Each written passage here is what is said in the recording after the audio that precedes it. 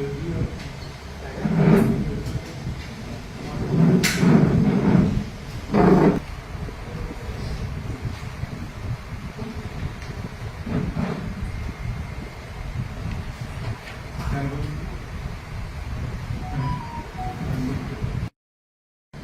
किसान army water आर्मीचा प्रमुख आणि टाटा कोयना पाणी संघर्ष समितीचा अध्यक्ष आहे. सलग 8 वर्ष मी पूर्वी तिन्ही मुख्यमंत्र्यांच्या सल्लागार समितीवर पाणी नियोजनाच्या सदस्य म्हणून मी काम केलेलं आहे. ही एक आंतरराष्ट्रीय संकल्पना water energy habitation agriculture and biodiversity, त्याच्यावर शासन संस्था स्वतंत्रपणे काम करते. मी यावर कलेक्टिव्ह काम करतो. आपण वेगळ्या वेड्याबाबडीपासून जी निर्मितीचा ऐकला असेल, म्हणजे ज्याला बसवून दिले प्रमुख, त्याचा मी पाहिलेलं आहे देशामध्ये. अशा वेगवेगळ्या घटकामध्ये मी काम करत असताना ज्यावेळी मी गेले 8-10 वर्षापूर्वी एक महत्वाचा प्रस्ताव मांडला होता, त्या अनुषंगानं एक राज्याच्या आणि आपल्या दुष्काळी भागाच्या दृष्टीनं अत्यंत महत्वाच्या गंभीर विषयावर मी आज या ठिकाणी आपल्या पत्रकार परिषदेच्या माध्यमातून तुमच्या समोर आलेला आहे. गेल्या लोकसभेच्या निवडणुकीच्या वेळी दिनांक 17 एप्रिल 2019 रोजी अकलूजला पंतप्रधान नरेंद्र मोदी यांची जाहीर सभा झाली होती. लाखो लोक त्या सभेला होते आणि या सभेमध्ये भाजपचे मुख्यमंत्री देवेंद्र फडणवीस यांनी पूर्ण राज्याला एक मोठं आश्वासन दिलं होतं. हेच आश्वासन पुन्हा विधानसभा निवडणुकीला सुद्धा त्यांनी दिलं. 17 ऑक्टोबर 2019ला 2च्या जाहीर सभेमध्ये ते पुन्हा आश्वासन त्यांनी दिलं. हे दोन्ही आश्वासनं राज्याच्या दृष्टीनं अत्यंत महत्वाची आणि गंभीर होती आणि हे दोन्ही आश्वासनाचं 5 वर्षात त्यांनी कुठलीही पूर्तता केली नाही. हे आश्वासन काय होतं तर टाटा कोयनाचं पाणी आम्ही दुष्काळी भागाला देतो अशी घोषणा त्यांनी गेल्या लोकसभेच्या निवडणुकीला आणि विधानसभेच्या निवडणुकीला त्या ठिकाणी केली होती. परंतु 5 वर्षामध्ये त्यांनी या आश्वासनाचं 1% पूर्तता केलेली नाही. ही बाब अत्यंत गंभीर आहे. या दृष्टिकोनातून मी संबंध राज्याला आवाहन करण्यासाठी या ठिकाणी हे जे आश्वासन त्यांनी दिलेलं आहे, मी त्याची व्हिडिओ क्लिप दाखवतोय. हे जे आश्वासन दिलेलं आहे माझ्या चळवळीवर दिलेलं आहे. माझ्या हे जे पुस्तक आहे हे पाणी आमचं, त्या पुस्तकावरच हा सगळा लढा उभारलेला आहे. त्या पुस्तकाच्या आधारावर ज्यावेळी मी 3 जुलै 2018ला नागपूरला माझं व्याख्यान झालं होतं आणि त्या ठिकाणी मोठी चर्चा झाली होती. त्या चर्चेच्या अनुषंगानं 2 ऑगस्ट 2018ला राज्य शासनानं जो GR काढला, त्या GR वर हे आश्वासन देण्यात आलं होतं. हे आश्वासन पूर्णपणे खोटं आणि जनतेची फसवणूक करणारं आहे. आपल्या माध्यमातून उघडपणे आव्हान करतोय की माझ्या प्रामाणिक लढ्याची आणि ह्या पाण्याची माझी शपथ आहे की भाजप उमेदवाराला मतदान करू नका. हे मी या ठिकाणी आपल्याला हा व्हिडिओ दाखवतोय. देवेंद्र फडणवीस यांनी जे खोटं आश्वासन दिलं त्याचा मी व्हिडिओ दाखवतोय. हा तो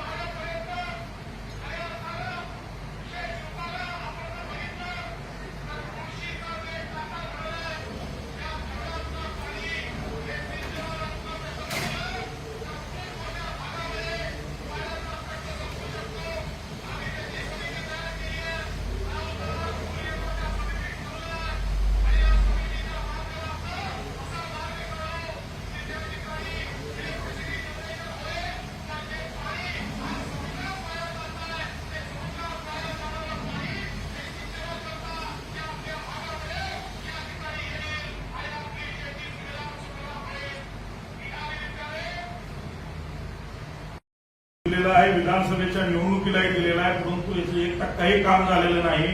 हे जर आश्वासन पाळलं असतं किंवा याचे 5% जरी काम झालं असतं तर आज दुष्काळी भागाला पुणे असेल, सातारा असेल, सोलापूर उजनीच्या धरणात येणारं हे टाटाचं पाणी आज उजनीत आलं असतं आणि या ठिकाणी आमच्या आज जे उजनी मायनस गेले हे मायनस गेलं नसतं. आपल्याला या निमित्तानं मी गांभीर्यानं सांगू इच्छितो की टाटाचं 48.97 टीएमसी पाणी आणि कोयनेचं अवजड 67.5 टीएमसी हे 116 टीएमसी पाणी हे K5 दुष्काळ खोऱ्यातलं म्हणजे आज जवळजवळ 11 लोकसभा मतदारसंघातलं हे पाणी आहे. म्हणजे पुणे असेल, सांगली असेल, सातारा असेल, सोलापूर असेल, माढा असेल, बारामती असेल, उस्मानाबाद असेल, नगर असेल, अगदी आष्टी पाटोद्यापर्यंत हे सगळं पाण्याची या हक्कदारी आहे.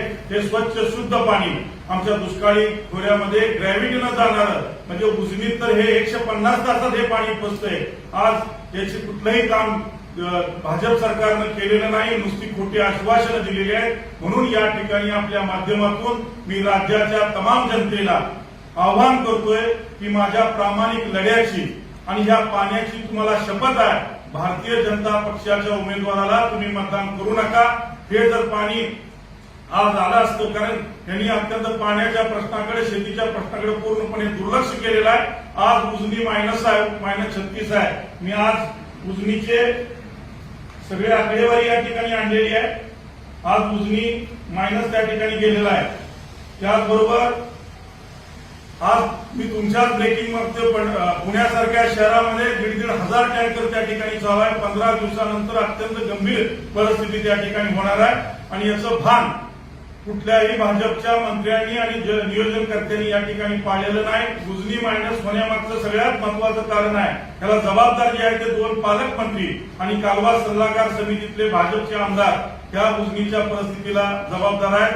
हे जर मी पुन्हा एकदा तुम्हाला वारंवार सांगतोय की उजनीत येणारं हे थेट पाणी 48.97 टीएमसी आणि कोयनेचे अवजड जे 67.5 टीएमसी आहे ते झेकटापूर, उरमडी, म्हैसाळ, टेंबू या विस्तारित योजनेतून सातारा, सांगली, सोलापूर जिल्ह्याला मिळणारं पाणी आहे. 13 लोकसभा मतदारसंघावर जवळजवळ 46 तालुके जे येतात त्या 46 तालुक्याचं हे पाणी आहे. मी या ठिकाणी पुन्हा एकदा सांगतो की हा सगळा जो निवडणुकीचा मुद्दा आहे तो माझ्या चळवळीवर, माझ्या विषयावर, माझ्या पुस्तकावर भाजप सरकारने वापरलेला आहे. लोकसभेच्या निवडणुकीला गेल्या वेळी केलेला आहे, परंतु प्रत्यक्षात त्यांनी कुठलंही पाण्याचं काम केलेलं नाही. उघड ही फसवणूक आहे.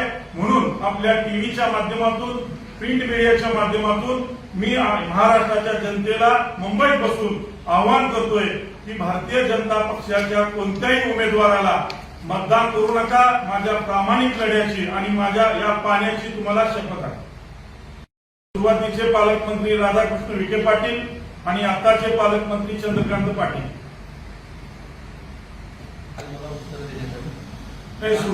सुरुवातीला ज्यावेळी 2 ऑगस्ट 2018ला मी ज्यावेळी 2015-16 पासून सातत्यानं आंदोलन करत होतो, जलसत्याग्रह केला, आषाढी एकादशीला मडकी फोडण्याचा कार्यक्रम त्या ठिकाणी केला, बरेच आंदोलन केले. त्याची दखल घेऊन 2 ऑगस्ट हा जो GR काढला सुरुवातीच्या टप्प्यामध्ये, हा GR काढल्यानंतर जी अभ्यास समिती नेमली होती, या अभ्यास समितीनं जाणीवपूर्वक माझ्या निगेटिव्ह रिपोर्ट त्या ठिकाणी दिला होता पहिला महिना 2 महिन्यात. त्याचं कारण हे पाणी आंध्रा, तेलंगणा, कर्नाटका मागेल म्हणून.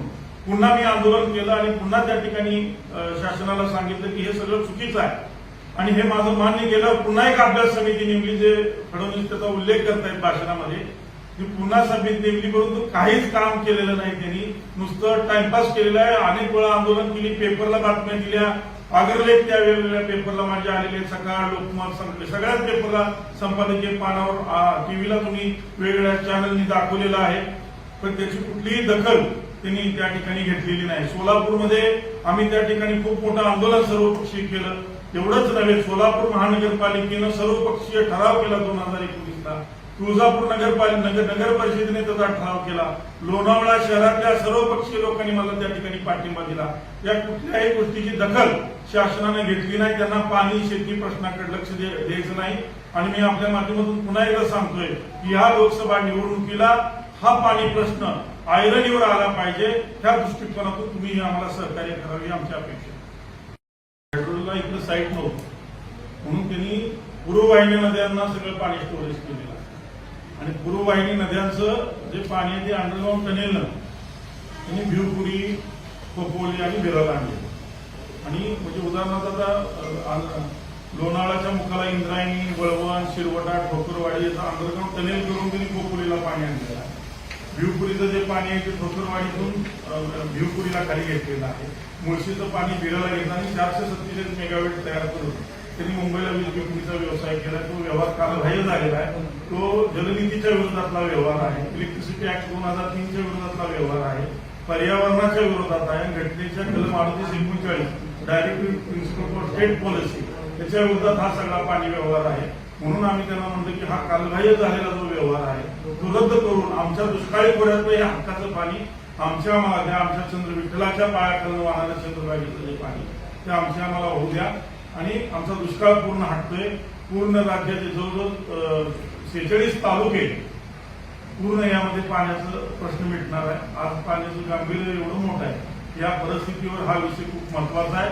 त्या लोकसभेच्या निवडणुकीला पाणी हा विषय महत्वाचा आहे एवढंच. आणि या निमित्तानं आपण त्याला स्थान द्यावं, त्याला सपोर्ट करावं ही माझी विनंती.